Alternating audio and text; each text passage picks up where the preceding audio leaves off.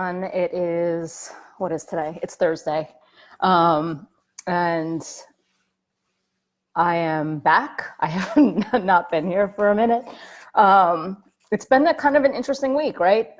So there's a lot of, I don't know about you, but it feels like there's a lot of grief being revealed, a lot of sadness, a lot of overwhelm, a lot of, just general upheaval in the ethers. And so I want to take a moment here because, there's this major pull in society and in the world to this idea of having to be happy all the time.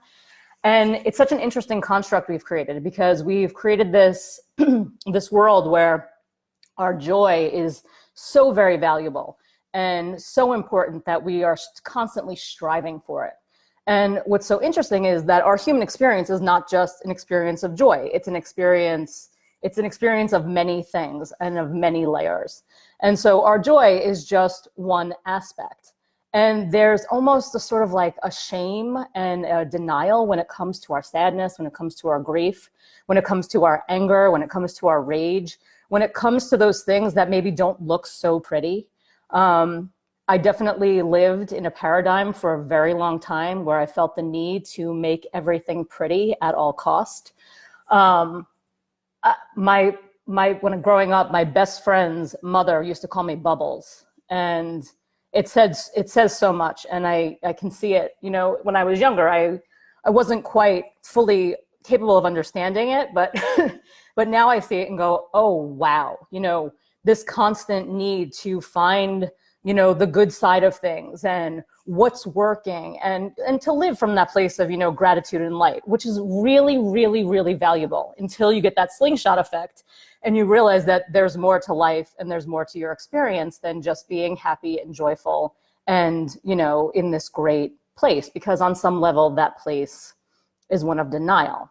And if we're constantly striving to be in that place, instead of being with ourselves and who we really are and how we're really experiencing the world and how we're really experiencing our experience, then we start to create obstacles, we start to create illusions, we start to move into this place of denial and on some level disassociate from our actual experience, which ultimately builds in our body. It creates, illness. It creates, pain, physical pain. So our unprocessed rage, grief, anger is going to show up somehow. So this is today just simply inviting you into whatever you're feeling, and it might not be that, although very often we are holding, you could be completely joyful, but you still might have an undercurrent of sadness or grief or, or anger or rage. All of those things can live in the same place. It's very difficult as humans to hold this paradox. And the more we practice at just being present to our emotions, not, looking back to where we've been or looking forward to where we need to go, but literally just being present with what is in the moment, it can often start to shift our experience and certainly our experience with ourselves and then our experience with, this deepening relationship that we have with our own presence and our own pain and our own grief. So let's pause again. We'll do a quick meditation. So come take a comfortable seat, or if you're not sitting, you're walking, that's fine. If you're moving, whatever works. You might not want to close your eyes if you're walking. I don't want you to crash. So feel your sitting bones root. I'm going to speak to you as if you were sitting. Feel the body settle. The idea is to get grounded and to get rooted in where you are, to be present with whatever is showing itself to you today. It doesn't have to be pretty. It doesn't have to be nice. It can be just what it is. And this devaluing of our humanity is an illness. It's also called spiritual bypassing, when we try to avoid the truth. And so staying present to what is showing itself to you in this moment. And as you invite yourself in, draw your awareness to the pulsation of your breath. Draw your energy to your back body so that you can back off a little bit. You can lean back into your own support. So finding the breath at the bottom tips of the lungs and through the back of the heart. So the heart feels supported by the breath. And allow the breath to draw you inside. And sometimes we don't want to go inside. You know, sometimes there's a lot to deal with here. So go gently. Be sweet to yourself. And just inviting yourself into this conversation. And the conversation is just a conversation into your own wisdom and your own presence. How does the dynamic of your life shift when you are actually present, authentic, connected to your reality, without trying to bypass it, without trying to make it something it's not? So feel the ground beneath you, feel the connection to the floor, the earth. And then also feel that lift up. Feel your rib cage lifting out of your waistline. So it's like you're trying to create space between your ribs and your hips. And then feel the expansion through that upper body. And lift through the back of the skull. You maybe just got a little taller. And then feel that energy traveling up through the spine and up through the crown of the head. And that main energy channel from the perineum to the crown of the head, that's your Sushumna Nadi. It's your main energy channel of the body. And so we want to clear that.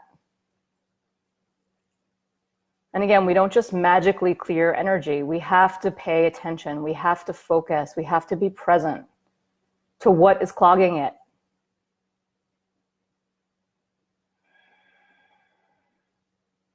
You can tell yourself to not be angry. You can tell yourself to not be enraged. You can tell yourself to not be sad, but none of that will actually help you to not be where you're at. But if you acknowledge it, if you're present to it, if you allow yourself to be where you are, how does that shift the dynamic of the sensation?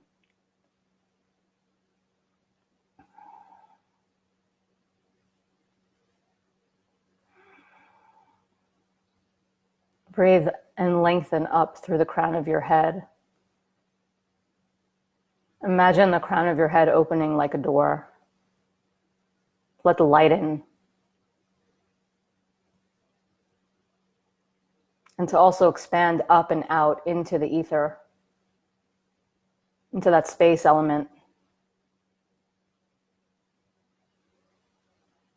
So you stay connected to your roots, and you stay open and present to inspiration, to possibility, and to what's available to you in this body, in this human experience you're having. All the facets, all the nuances, all the details, not just the stuff that's pretty. When we do that, we cut ourselves off from ourselves.